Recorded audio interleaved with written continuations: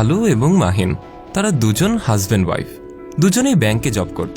আর তারা দুজন যেই বাসায় থাকতো সেই বাসাতে কিছুটা সমস্যা হওয়াতে তারা বাসা চেঞ্জ করবে বলে চিন্তা করলো। বাসার কিছু মালামাল নতুন বাসায় পার করবে বলে তারা একটা কুলি লোককে খুঁজতে গেল। খুঁজতে খুঁজতে তারা একটা কুলিকে দেখতে পায় এবং কুলিকে 10,000 টাকায় ঠিক করে। কিছুক্ষণ পর কুলি এবং তার এক সহযোগী সেই বাসায় পৌঁছায়।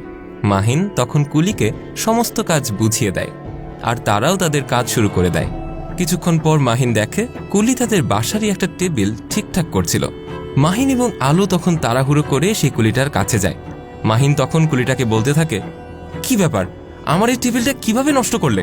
কুলি তখন বেশ অবাক হয়ে বলে, স্যার, টেবিলটা তো আগে থেকেই নষ্ট, আমি তো শুধু এটা ঠিক করার চেষ্টা করতেছিলাম। তখনই মাহিন কুলিটিকে বলে, এই, এগুলো কথা বললে হবে নাকি? আমি জানি না নাকি আমার টেবিল ঠিক ছিল নাকি নষ্ট ছিল? এই, এভাবে কাজ করলে কিন্তু আমার বাসায় যেগুলো জিনিস আছে সবগুলো নষ্ট হয়ে যাবে। তুমি ঠিক মতো কাজ করো। এই কথাটি বলেই মাহিন এবং তার স্ত্রী সেখান থেকে চলে যায়। আলো তখন অন্য রুমে গিয়ে মাহিনকে বলতে থাকে, আচ্ছা, তুমি কুলিকে মিথ্যে কথা কেন বললে? টেবিলটা তো আগে থেকেই ভাঙা ছিল।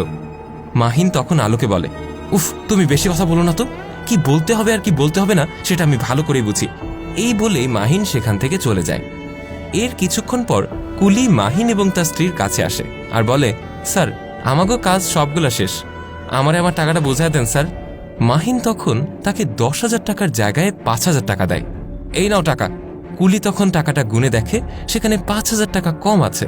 স্যার, এই জায়গায় তো 5,000 টাকা কম আছে। তখনই মাহিন কুলিকে বলতে লাগে, শোনো, তুমি যে আমার টেবিলটা ভেঙেছ সেজন্য এই 5,000 টাকা তোমাকে কম দিয়েছি। কথাটা শুনেই কুলি এবং মাহিনের স্ত্রী দুজনেই অনেক অবাক হয়। কুলি বলতে থাকে, স্যার, টেবিলটা তো আগে থেকেই ভাঙা ছিল, আপনি কি এটা জানতেন না? এই কথা শুনে মাহিন অনেক ক্ষেপে যায়। এত মিথ্যা কথা কেন বলিস? হ্যাঁ, 5,000 টাকা নিলে নে, নাইলে এই টাকাটাও কিন্তু নিয়ে যাব। কুলি তখন আর কি বলবে, সে কিছু না বলেই সেখান থেকে মন ভার করে চলে যায়। তখন মাহিনের স্ত্রী মাহিনকে বলে, তুমি কি কাজটা ঠিক করলে?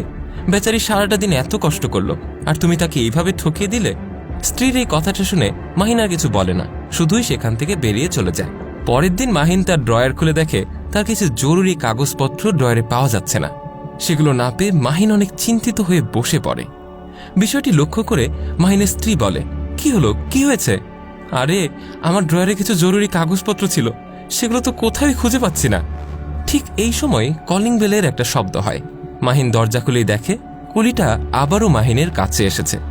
এই অসময় কুলিকে দেখে মাহিন প্রচণ্ড ক্ষেপে যায় আর বলতে থাকে, কিরে, তুই আবার এসেছিস টাকার জন্য? না না স্যার, আমি টাকার জন্য আসিনি। কালকে যে গাড়িতে কইরা আপনারা আপনাকে মালামাল চেঞ্জ করছিলেন, ওই গাড়ি কইরা কালকে আমি যাওয়ার সময় এই কাগজগুলা পাই। আর কালকে বাসায় ফিরতে ফিরতে অনেক রাত হয়ে গেছিল বিধায় আজকে আমি কাগজগুলো আপনারে দিতে আইছি। এই কথা বলেই সে কাগজগুলো মাহিনের দিকে এগিয়ে দেয়। তখন মাহিন কুলিকে বলে, এই, তুমি কি জানো এগুলো কিসের কাগজ?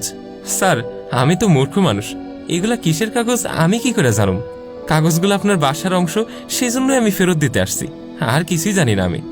মাহিন তখন নিজের ভুল বুঝতে পারে। সে কুলিকে বলে, শোনো, সামান্য কিছু টাকার জন্য তোমার সাথে আমি অনেক বড় অন্যায় করে ফেলেছি, তোমার সাথে কত খারাপ ব্যবহার করেছি, আর আজ তুমি আমার বাসার দলিলের কাগজপত্রগুলো এসে ফেরত দিয়ে যাচ্ছ। শোনো, আমাকে তুমি প্লিজ ক্ষমা করে দাও। সেদিন আসলে আমাদের টেবিলটা তুমি ভাঙোনি, ওটা আগে থেকেই ভাঙা ছিল। আর এই কথাটা জেনেও আমি তোমাকে টাকা কম দিব বলে তোমাকে মিথ্যুক বানিয়ে তোমাকে টাকা কম দিয়েছি। এখন আমি আমার ভুল বুঝতে পেরেছি, আর এটা আমার করা মোটেও ঠিক হয়নি। শোনো, এই নাও, তোমার বাকি 5,000 টাকা এখানে আছে। টাকাটা পেয়ে তখন কুলি অনেক খুশি হয় আর স্যারকে সালাম দিয়ে সেখান থেকে চলে যায়। আসলে সৎ মানুষ কখনো কোথাও আটকায় না, অপরদিকে অসৎ মানুষ জীবনের পদে পদে বিভিন্নভাবে হেরে যায়। ভিডিওটি ভালো লেগে থাকলে লাইক, শেয়ার এবং কমেন্ট করতে ভুলবেন না। কমেন্ট বক্সে জানান আপনার মূল্যবান মতামত।